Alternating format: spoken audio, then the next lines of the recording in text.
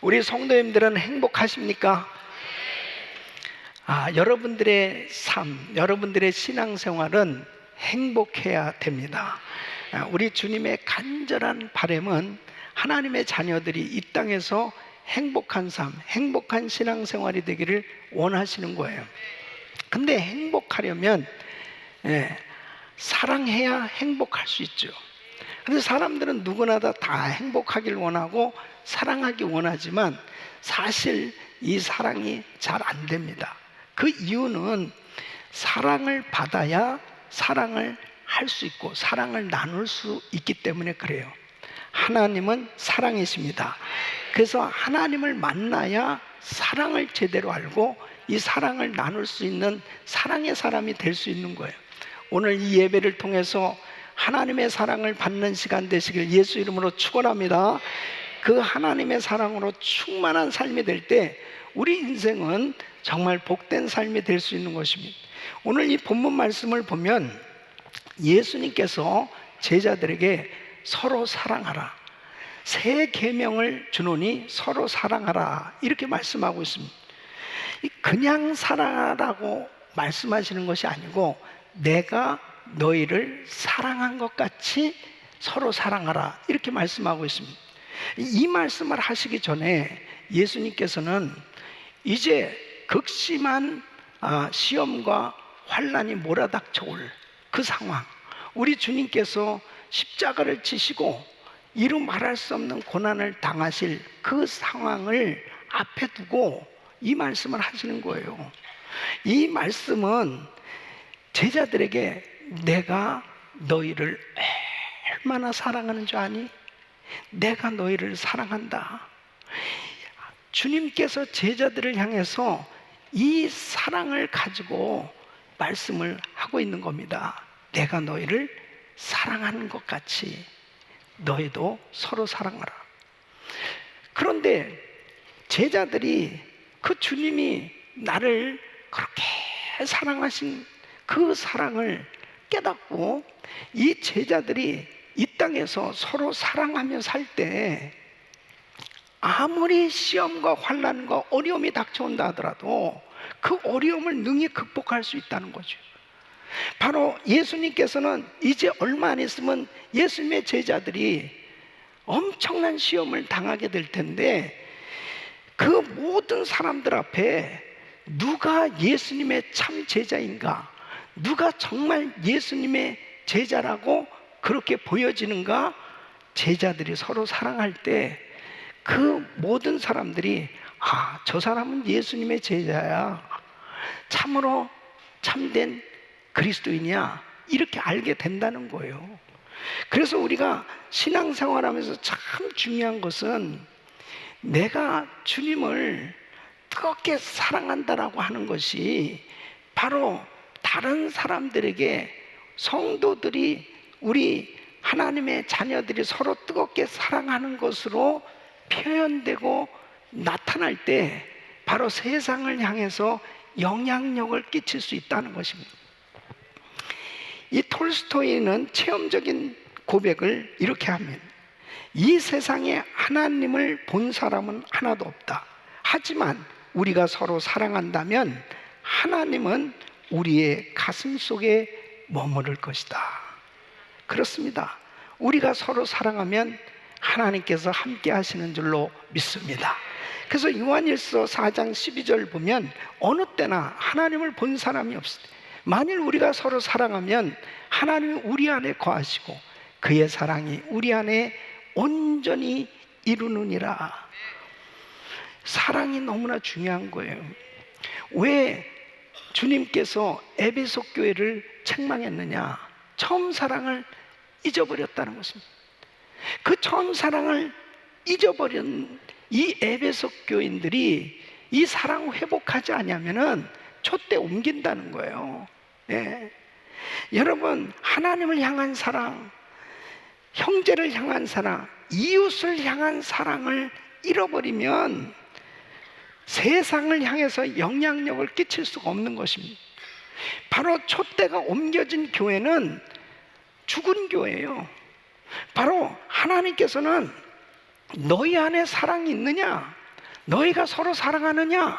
이것을 가장 중요하게 보시는 것입니다. 그래서 에베소 교인들을 향해서 이 사랑을 회복하라고 말씀하신 것입니다.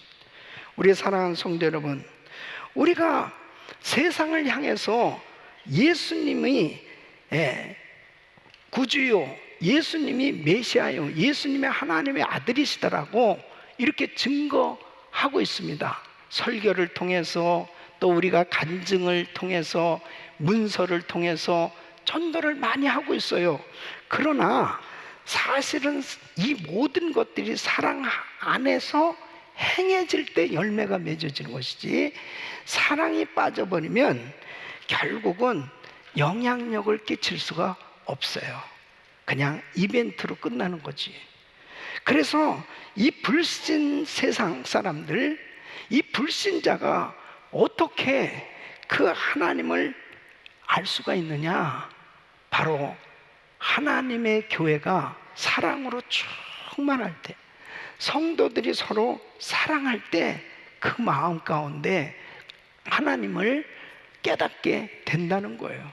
세상에 바로 예수 그리스도가 전해지길 원하는데, 바로 우리가 서로 사랑할 때, 하나님의 교회가 사랑으로 충만할 때 이 세상을 향해서 복음이 전해지는 줄로 믿습니다. 초대교회 보세요. 초대교회 보면은 정말 그들이 모여서 성령 충만 받았습니다. 이 성령 충만 받고 난 다음에 나타난 모습들을 보면 서로 물건을 서로 통용해요.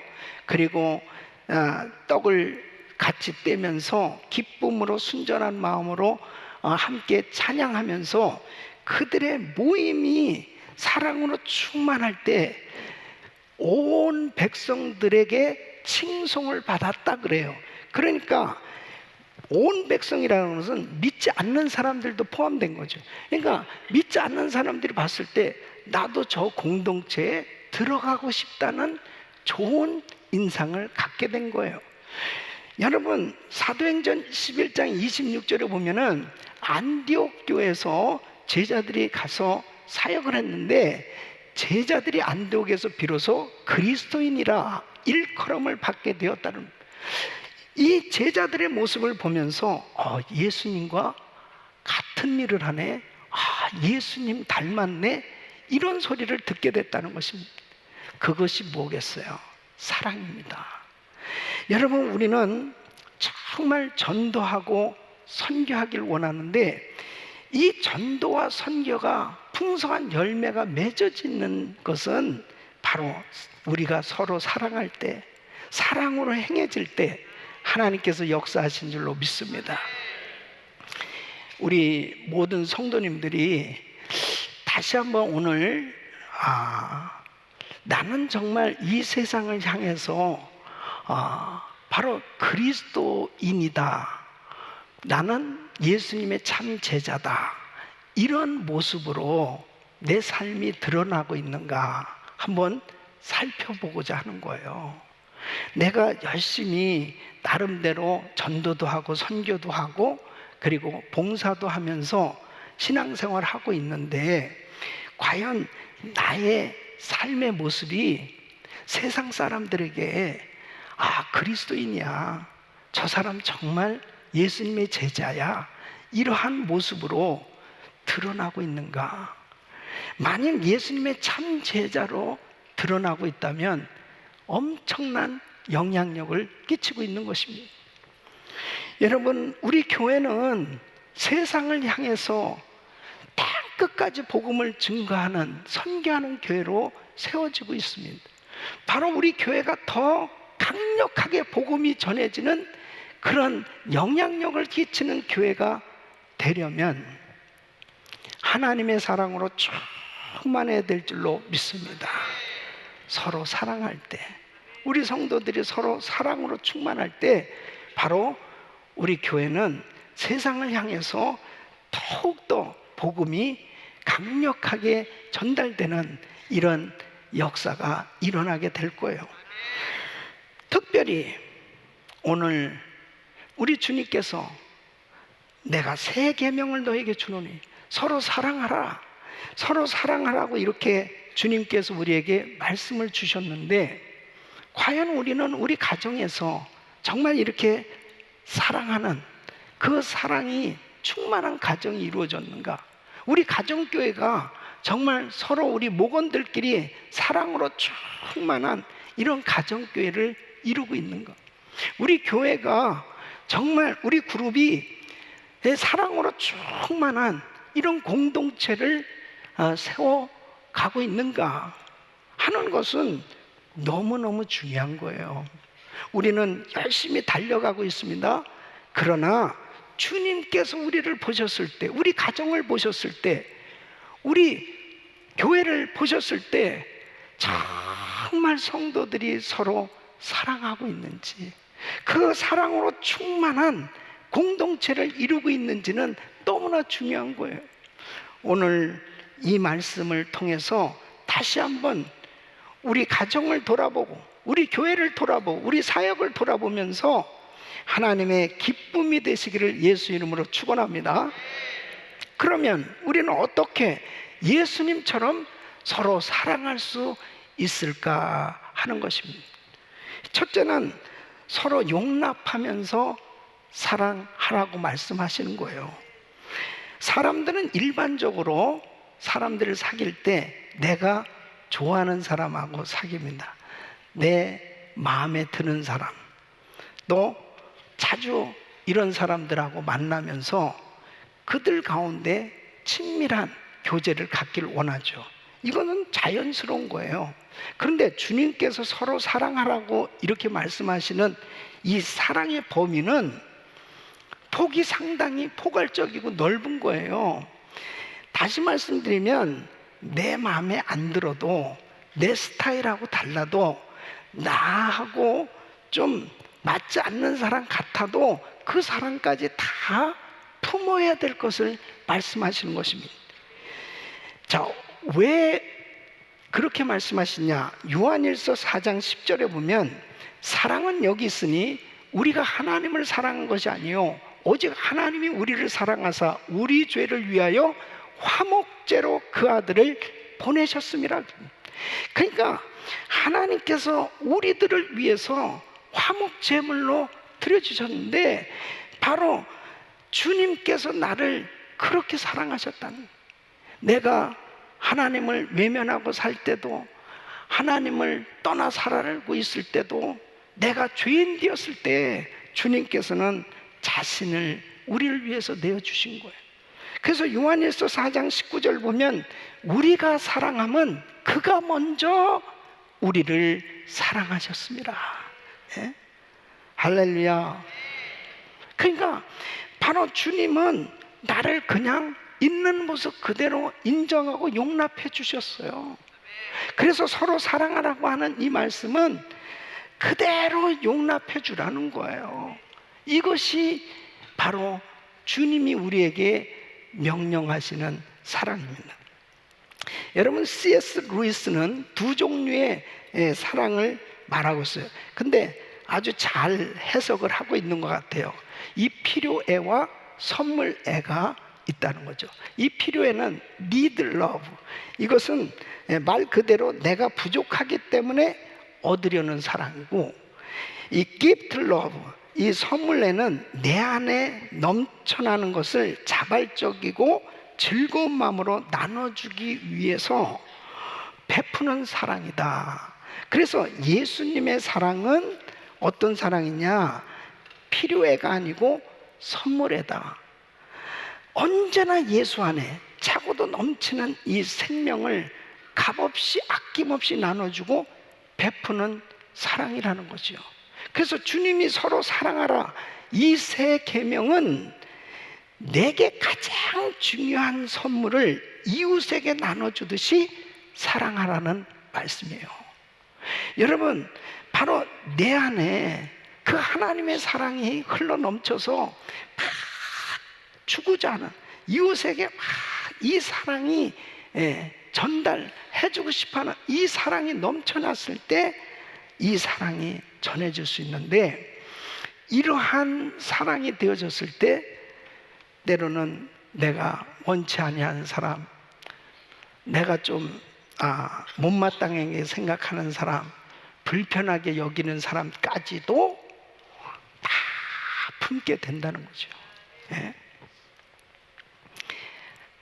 아멘이 어디를 이사를 갔습니다. 예. 그래서 자, 우리 예수님의 제자들을 대하실 때 보십시오. 3년 동안 예수님께서 제자들하고 같이 지내셨는데 같이 먹고 자고 제자 훈련하시면서 사역하시면서 지내셨습니다. 12 제자들의 면면을 한번 보세요. 그 중에 가룟 유다가 있습니다. 예수님을 판 사람이에요. 주님은 아셨을까요? 몰랐을까요? 아셨죠. 그럼에도 불구하고 예수님은 끝까지 내 친구다 그랬어요. 여러분, 베드로 보십시오. 베드로 예수를 3번씩이나 부인했습니다. 그러나 우리 예수님 부활하시고 난 다음에 베드로를 만나주시잖아요. 그리고 회복시키셔서 위대하게 쓰셨습니다. 다른 제자들은 안 그렇습니까? 주님 잡히셨을 때 다 버리고 도망갔던 사람들이에요. 그러나 그 제자들을 대하신 예수님의 사랑, 그 용납하시는 사랑, 그 사랑으로 사랑하라는 거예요. 여러분, 우리가 정말 사랑하려고 해도 내 선입견, 내 생각, 이것이 너무 강했을 때 사랑이 잘 안 되는 거예요. 여러분, 로마에 가면 카타콤 동굴이 있습니다. 지하 동굴. 여기는 핍박을 피해서 이제 예수 믿는 사람들이 신앙을 지키기 위해서 동굴로 모인 겁니다. 그 지하 동굴에 가면은 귀족도 평민도 노예도 있고요, 여자와 어린아이도 있고 노인이나 가난한 자도 있어요. 피부가 검은 사람도 있고 흰 사람도 있고 다 같이 모여서 성만찬을 하고 그곳에서 식사를 같이 하면서 하나님께 예배를 드리는 거예요. 여러분, 이런 일은 세상 사람들에게는 당시에는 충격인 거예요. 차별당하고 무시당하는 불의의 사람들에게는 이런 일은 놀라운 복음인 것입니다. 복음의 능력은 어떤 차별도 다 없어지는 줄로 믿습니다. 그러니까 바로 서로 사랑하라고 말씀하시는 것은 내 스타일, 내가 원하는 사람, 내가 정말 나하고 통하는 사람, 이런 사람들만 같이 서로 사랑하라는 것이 아니고 모든 사람들을 다 품고 그들을 향해서 내가 사랑하는 이 사랑이 표현되어졌을 때 바로 복음이 전해진다는 거죠. 초대교회에, 우리 한국의 초대교회에 곤당골 교회라고 있습니다. 이 곤당골은 종로 을지로 일대가 곤당골이라고 불렀는데 지금은 이게 승동교회죠. 사무엘 무어 선교사님이 이곳에 와서 전도를 합니다. 그러면서 양반들도 모이고 일반 평민들도 모여서 교회가 세워졌어요. 그런데 이 교회가 순탄하게 잘 성장하다가 문제가 생겼습니다. 그 문제가 생긴 게 뭐냐면 박성춘이라는 사람인데 이 사람이 백정이에요. 백정. 당시에 이 백정은 완전히 천민 계층입니다. 이름도 없을 정도로 그렇게 아주 무시당하는 그런 천민 계층인데 이 사람이 장티푸스 이 전염병에 걸려서 사경을 헤맬 때 선교사님들 통해서 치료를 받습니다. 그러면서 이 박성춘을 교회로 인도한 거예요. 그러니까 이제 주로 양반들이 모이는 교회인데 이 백정이 들어오게 된 거죠. 그러니까 이제 양반들이 난리가 났습니다. 어떻게 백정하고 같이 예배를 드리냐? 그래서 이제 선교사님한테 건의를 합니다. 자, 앞쪽은 양반들이 앉고 저 뒤쪽은 백정들을 앉게. 여기는 양반이고 지금 저 뒤는 백정이에요. 좀 그렇게 하자고 그러니까 선교사님이 너 그런 게 어딨냐고, 교회는 그냥 같이 예배를 드려야 된다고 그러니까 양반들이 다 일어나서 교회를 떠났어요. 예. 사람들이 거의 다 떠났어요. 정말 몇 명만 남은 거예요. 그러나 이 선교사님은 끝까지 복음을 전한 겁니다. 그래, 이 박성춘 씨가 은혜를 받으니까 백정들에게 막 뜨겁게 복음을 전한 거예요. 그래가지고 교회에 막 백정들이 막 다 몰려오는 거예요. 그래가지고 교회가 정말 백정들이 많이 모이는 교회가 됐죠. 그리고 그 양반들이 중심이 돼서 나가서 교회를 세웠는데 그것이 홍문삭골 교회였습니다. 그 교회는 그대로 있었는데 선교사님이 어쨌든 이 곤당골 교회에서 사역을 하면서 계속 복음을 전했는데 어느 날 이 화재로 인해 가지고 예배당이 타게 됐습니다. 그런데 하나님이 은혜를 주셔가지고요, 이 양반들이 모인 이 홍문삭골 교회에 이 교인들이 회개하고 마음을 열게 됐어요. 그래서 교회를 합치게 됩니다. 이게 4년 6개월 만에 다시 양반과 백정이 함께 예배를 드리는 이런 놀라운 역사가 일어나게 됩니다. 하나님께서 은혜를 베풀어 주셔서 이 박성춘이라는 사람이 얼마나 열심히 전도하고 교회 충성하고 봉사를 했으면 1911년에 그 교회에서 장로로 세움을 받습니다. 근데 재미난 사실은 선조왕 11대 왕손인 이재형이라는 사람이 있었어요. 그 사람도 굉장히 열심히 교회를 섬겼는데 3년 후 1914년에 이 이재형이 장로가 됩니다. 그래서 당회원으로 백정과 왕손이 함께하는 이런 교회가 된 거예요. 그리고 이 박성춘 장로는 당시에 이제 이 백정의 이 신분을 철폐하고, 소위 말해서 정말 노예제도를 폐지하는 것 같은 그런 인권운동을 위해서 헌신해서 드디어 정말 그 조선시대 이 백정이 이제 천민계층에서 평민으로, 그리고 모든 신분이 다 그렇게 인정되어질 수 있도록 그렇게 사회 변화에 큰 역할을 했습니다. 이게 복음의 역사인 줄로 믿습니다. 하나님의 은혜가 임하면요, 사람들을 품을 수가 있어요. 오늘날 대한민국이 참 심각한 문제에 빠진 것은 서로를 용납하지 못하는 거예요. 서로를 용납하지 못하니까 계속 분열입니다. 계속 분열이에요. 여러분, 사실은 우리나라의 역사는 이 일본과의 참 악연이죠. 우리가 36년 동안 압제를 당했기 때문에 그 상처가 있어요. 그렇지만 복음 안에서, 주 안에서는 일본도 용서하고 일본 선교도 해야 되는 거예요. 바로 그것이 하나님 뜻이란 말이에요. 믿습니까?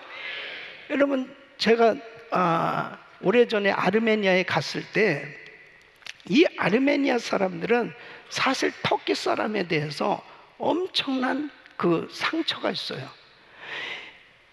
이 무슬림이 정말 이 아르메니아 사람들을 엄청난 학살을 감행함으로 인해 가지고 사실은 뭐 무슬림화 하려고 했지만은 이 아르메니아는 끝까지 순교하면서 신앙을 지켰습니다. 그래서 뭐 여러 가지 이 그 통계 숫자로는 많이 차이가 있지만 어쨌든 100만이 넘는 아르메니아 사람들이 죽임을 당했습니다. 그리고 디아스포라 많이들 떠났어요. 그래서 실제 아르메니아 안에 있는 국민 숫자보다 바깥으로 디아스포라 숫자가 훨씬 더 많은 숫자가 있습니다. 그런데요, 보십시오. 우리 선교사님들 가서 사역하면서 아르메니아 우리 청년들이 터키에 가서 복음을 전하는 거예요. 터키 사람들에게 복음을 전하고, 그 복음의 역사는 어떤 원수까지라도 그들의 영혼을 불쌍히 여기면서 그들과 화해가 이루어지고 진정한 사랑이 전달되는 것이 성령님의 역사입니다. 용납할 수 있는 사랑이 되어야 복음이 전해질 수 있지, 용납되어지는 사랑이 없으면 전혀 복음은 전해질 수 없습니다. 여러분, 사도 바울이 처음 예수 믿고 예루살렘 교회에 왔을 때 사람들이 다 피했습니다. 사도들조차도 교제하려고 하지 않았습니다. 용납하는 분위기가 아니에요. 그런데 바나바가 용납해 줬다니까. 그 바나바가 바울을 용납해 줌으로 인해서 위대한 사도 바울의 그 귀한 주의 종이 세워졌고 하나님의 역사가 일어나게 된 줄로 믿습니다. 우리 교회 안에는 모든 사람들을 용납할 수 있는 이런 마음이 있어야 바로 가정교회도 그룹도, 그리고 여러분들의 섬기는 공동체에서 서로 사랑하는 이런 사랑의 공동체가 이루어질 수 있기 위해서는 서로 용납할 수 있기를 축원합니다. 축원합니다. 그럴 때 바로 하나님께서 은혜를 베풀어 주시는 거예요. 두 번째는 겸손히 사랑해야 하는 것입니다. 자, 주님께서 이 세 계명을 주시던 날 밤이었습니다. 제자들은 깜짝 놀랍니다. 유월절 잔치에 참여하는 상황에서 이제 발을 씻고 손을 씻는 이 시간, 누구도 발을 씻겨줄 사람이 없었죠. 그때 예수님께서 물과 수건을 준비해가지고 나타나신 거예요. 제자들의 발을 씻겨주십니다. 주님께서 무릎을 꿇으시고 제자들의 발을 씻겨주시는 상황은 마치 노예가 주인의 발을 씻겨주는 것 같은 모습이죠. 제자들은 당황하지 않을 수 없었습니다. 주님이 어떤 분이에요? 바로 그분께서 자기들의 발을 씻겨준다고 하는 것은 상상할 수 없는 일이었습니다. 주님께서 제자들의 발을 씻겨주시고 난 다음에 요한복음 13장 12절로 17절 보면 이렇게 말씀하십니다. 저의 발을 씻기신 후에 옷을 입으시고 다시 앉아 저희에게 이르시되 내가 너에게 행한 것을 너희가 아느냐? 너희가 나를 선생이라 또는 주라 하니 너희 말이 옳도다. 내가 그러하다. 내가 주와 또는 선생이 되어 너희 발을 씻겼으니 너희도 서로 발을 씻기는 것이 옳으니라. 내가 너에게 행한 것 같이 너희도 행하게 하려 하여 본을 보였노라. 내가 진실로 진실로 너에게 이르노니 종이 상전보다 크지 못하고 보냄을 받은 자가 보낸 자보다 크지 못하니 너희가 이것을 알고 행하면 복이 있으리라. 예수님이 인간으로 이 땅에 오신 이 자체가 엄청난 겸손의 표현이셨잖아요. 근데 우리 주님이 또 제자들의 발까지 씻겨주시는 이 겸손, 비천한 종의 모습으로 섬기시는 이런 모습은 우리에게 이렇게 섬길 때 사랑을 느낄 수 있다는 거예요. 여러분, 새 계명대로 형제를 사랑하려면 내 체면을 내려놔야 돼요. 내 입장을 내려놔야 돼요. 내 권한도 내려놔야 돼요. 바로 그럴 때 비로소 내가 겸손히 섬길 수 있습니다. 어제도 우리 은혜 가정학교 졸업식이 있었는데요. 가정학교 너무너무 중요한 거예요. 부부가 행복해야 되는데 보통 부부싸움 하는 이유를 보면 큰 문제도 아니야. 정말 아주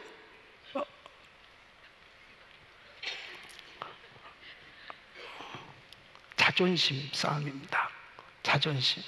내 자존심. 그래서 내 남편을 이겼다. 할렐루야. 내 아내를 이겼다. 할렐루야. 그래서 트로피를 하나씩 받아서 메달을 걸고, 와, 우리 집에서는 내가 왕이다. 다 소용없는 짓 아니에요? 예?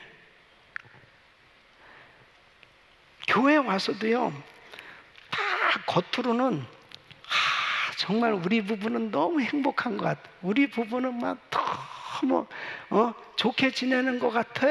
그런데 속으로는 계속 자존심 싸움, 끊임없이 서로 갈등과 반목을 하면서 불편하게 지내는 가정들이 있다는 소문이 있어요.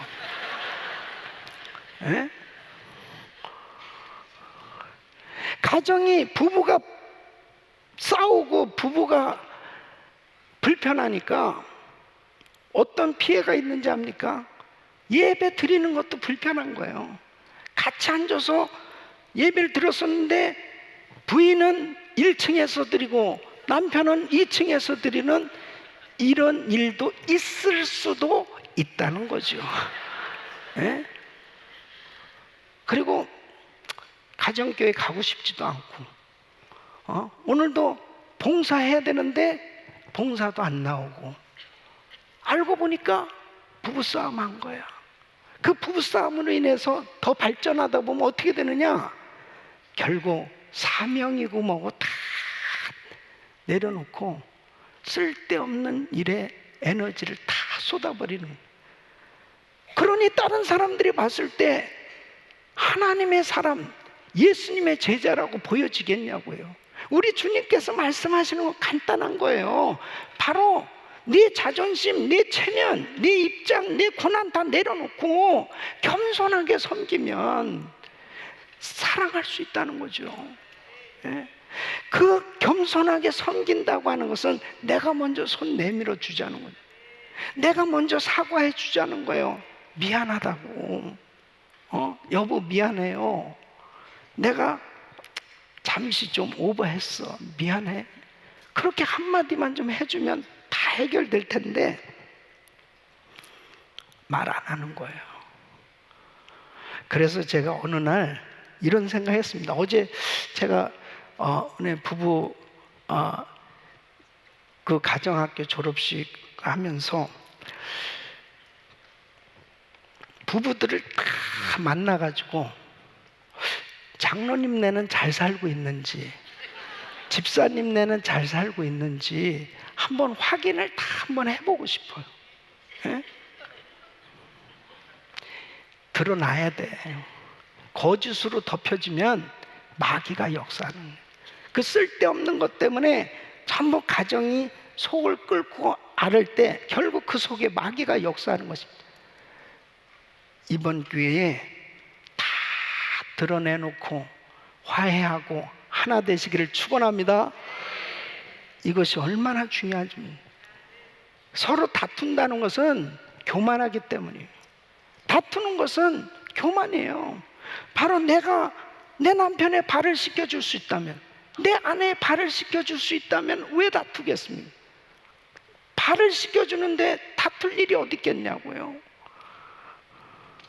서로 사랑하지 않는데 어떻게 선교하고 전도하고 정말 다른 사람들에게 이 귀한 복음을 전할 수 있겠냐고. 겸손한 사람만이 복음의 나팔수 역할을 제대로 감당할 수 있는 줄로 믿습니다. 어느 지역에 두 집이 이렇게 같이 붙었는데 너무나 이 두 가정이 다른 거예요. 이 한 가정은 너무나 행복하게 살아요. 너무나 깨가 쏟아질 정도로 다투지도 않고 너무 행복한 가정. 근데 여기 요 옆집은 싸우기로 태어난 가정이에요. 계속 허구한 날 싸우는 거예요. 허구한 날 큰 소리가 계속 창문 바깥으로 나오는 거예요. 계속 싸우는 겁니다. 근데 이제 이 매일 다투는 집 부부가 어느 날 이 행복한 집에 한번 가서 이 집이 왜 이렇게 잘 사는가 한번 알아보자 그랬어요. 그래가지고 이 싸우는 부부가 이 행복한 집에 갔습니다. 갔는데 가서 이제 이렇게 이야기하는, 어떻게 이렇게 싸우지도 않고 잘 사세요? 그러니까 우리는요 뭐 싸울 일이 있어야죠 그러는 거예요. 그러니까 이제 그 행복한 집 가정에 그 딸이 있어요. 큰 딸이 손님이 오셨다고 이제 과일을 내오기 위해서 접시를 꺼내다가 떨어뜨려서 깨졌어요. 깨지니까 이 아이가 엄마 미안해요. 내가 이렇게 그냥 실수를 했네요. 그러니까 엄마가 그 깨진 조각을 주우면서 아니야, 내가 그걸 제대로 잘 놨어야 되는 건데 거기다 잘못 놔가지고 엄마 때문에 이렇게 된 거지 뭐. 그러니까 그 남편이 앉아있다가 아니 내가 아까 보니까 그게 불안하더라. 내가 그때 빨리 옮겼어야 되는 건데 나 때문이야 그러더라는 거예요. 그러니까 이 매일 싸우는 이 부부가 그 모습을 보면서 슬그머니 일어나서 나오면서 둘이 이야기를 합니다. 그래, 다 내 탓이라고 하면은 다 해결될 수 있는데 바로 여기에 행복의 비결이 있구나. 여러분, 겸손한 사람은 내 탓으로 돌리죠. 그리고 정말 그것을 받아들일 수 있을 때 사랑이 전달되는 줄로 믿습니다. 우리 교회 안에도 마찬가지예요. 좀 서로 손 내밀고 잡아주고 내 스타일이 아니라도 나하고 좀 안 맞더라도 같이 이렇게 이해해 줄 수 있다면 얼마나 그 속에 정말 엄청난 그 하나님의 축복 가운데 많은 사역들이 이루어질 수 있지 않겠습니까? 하나님께서 우리 교회, 우리 이렇게 귀한 성도들 보내주셨는데 여러분들이 가정교회에서부터 서로 섬기시는 거예요. 그리고 서로 용납하시고 서로 손잡아 주시고 그렇게 구체적으로 섬기시길 예수 이름으로 축원합니다. 세 번째는 바로 구체적으로 주는 사랑을 하라는 거예요. 여러분, 예수님의 사랑은 주는 사랑입니다. 하나님은 우리에게 최고의 사랑을 주셨습니다. 이것이 바로 십자가의 사랑. 요한복음 3장 16절엔 하나님이 세상을 이처럼 사랑하사 독생자를 주셨으니, 하나님이 우리에게 어떤 사랑을 주셨느냐? 가장 최고를 우리에게 주셨는데 예수 그리스도를 우리에게 보내셔서 예수님께서 십자가에서 죽으시면서 자신을 주시는 이 엄청난 희생의 사랑, 이 사랑을 우리가 받았다는 것은 구체적인 사랑을 받은 겁니다. 우리 주님께서 인간으로 이 땅에 오신 사랑, 주님께서 이 땅에서 철저히 고난을 당하시고 십자가에서 죽으신 그 사랑, 이 사랑은 막연한 사랑이 아니에요. 추상적인 사랑이 아니에요. 구체적으로 나의 죄와 저주와 질병과 관한을 다 해결해 주시기 위해서 우리 주님은 구체적으로 고난을 당하셨어요. 여러분, 사도 요한은 이 사랑에 대해서 이렇게 말씀하고 있어요. 요한일서 3장 16절로 18절, 그가 우리를 위하여 목숨을 버리셨으니 우리가 이로써 사랑을 알고 우리도 형제들을 위하여 목숨을 버리는 것이 마땅하다. 누가 이 세상 재물을 가지고 형제의 궁핍을 보고도 도와줄 마음을 막으면 하나님의 사랑이 어찌 그 속에 거할까 보니. 자녀들아, 우리가 말과 혀로만 사랑하지 말고 오직 행함과 진실함으로 하자. 우리 주님께서 우리에게 구체적인 사랑을 표현함으로 이 사랑하라고 말씀하고 있는 겁니다. 우리 주님이 우리에게 구체적으로 사랑을 표현해 주신 것처럼 우리도 이 세상을 살아가면서 이 사랑을 나눌 때 그 가운데서 하나님의 사랑이 전달되는 거예요. 누가복음 10장에 보면은 여리고로 내려가던 강도 만난 사람의 이야기를 통해서 주님께서 구체적인 사랑은 이거다라고 가르쳐 주십니다. 여리고로 내려가다가 강도 만난 이 사람이 다 고반 죽게 됐습니다. 근데 제사장이 지나간 그 현장을 목격했어요. 근데 그냥 피해서 갔다는 거예요. 레위인이 지나가다가 그것도 봤어요. 이 사람은 도와주지 않으면 살 수 없어요. 거반 다 죽어가고 있다니까. 그런데 레위인도 그냥 지나갔다는 거예요. 여러분, 제사장이나 레위인은 바로 하나님을 잘 믿는 사람이요, 하나님 일하는 사람이요. 그런데 그들도 그냥 지나갔다는 거예요. 그런데 사마리아 사람은, 이방 사람, 사마리아 사람이 이 중상을 입은 이 사람을 자기 짐승에다 태우고 중학집으로 가서 다 이 사람을 치료해 주라고 그러면서 2데나리온 주면서 만일 더 필요하면 내가 와서 더 줄 테니 이 사람 꼭 도와주라고 그런단 말이에요. 그 우리 주님이 이렇게 말씀하는, 세 사람 중에 누가 강도 만난 자의 이웃이 되겠느냐? 자비를 베푼 사람이죠. 그렇지, 너도 가서 이와 같이 하라. 여러분, 사랑은 구체적이라야 되는 거예요. 우리가 정말 복음을 전한다고 하는 것은 사랑을 전하는 겁니다. 바로 이 복음을 전한다고 하는 것은 바로 구체적으로 하나님의 사랑을 전하는 거예요. 여러분, 우리가 전도하고 선교할 때 정말 그 사람들에게 어떻게 하나님의 사랑이 전달되겠냐고요. 어떻게 그 하나님의 사랑을 알 수 있겠냐고요. 바로 우리가 구체적으로 그곳에 찾아가는 수고, 그곳에 가서 정말 작은 것이라도 팔랑카를 가져다 주고 함께 같이 손을 잡아주는 수고, 바로 진정한 사랑은 수고가 따르게 돼 있어요.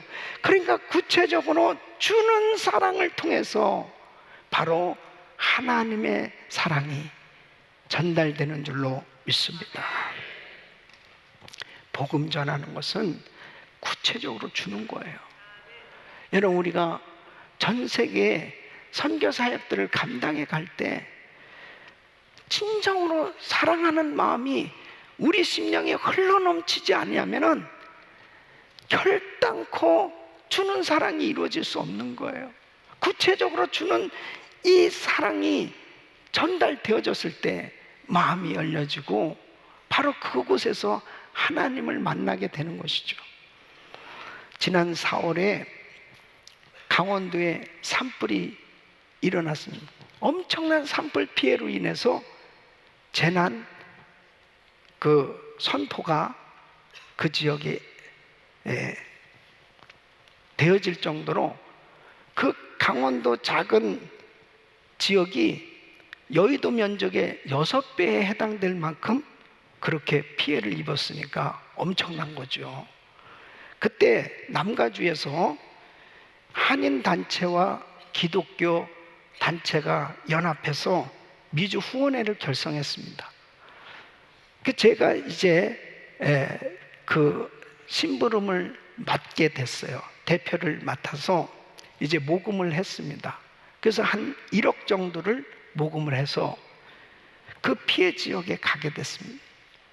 그곳에 이재민들을 위해서 그 돈으로 냉장고, 그 다음에 그 마트 상품권을 구입을 해서 이제 고성군의 속초시에 가서 전달을 하게 되는데, 거기에서 제가 목사인 줄 알잖아요. 그러니까 거기 군수님이 그러는 거예요. 아, 목사님, 저도 이제 교회 가야 되겠네요. 하나님의 사랑은 주는 거예요. 어떻게 미주 동포들이 그렇게 우리 이 강원도까지 찾아와서, 여기까지 찾아와서 이렇게 우리 어려움을 당하고 있는 우리 이재민들을 도울 수 있냐는 거예요. 그 중에는 많은 사람들이 예수 믿지 않습니다. 많은 사람들이 하나님 모르는 사람들이 있어요. 그러나 그 사랑이 전달되어졌을 때는요, 바로 그곳에서 주님을 보게 되는 거예요. 네?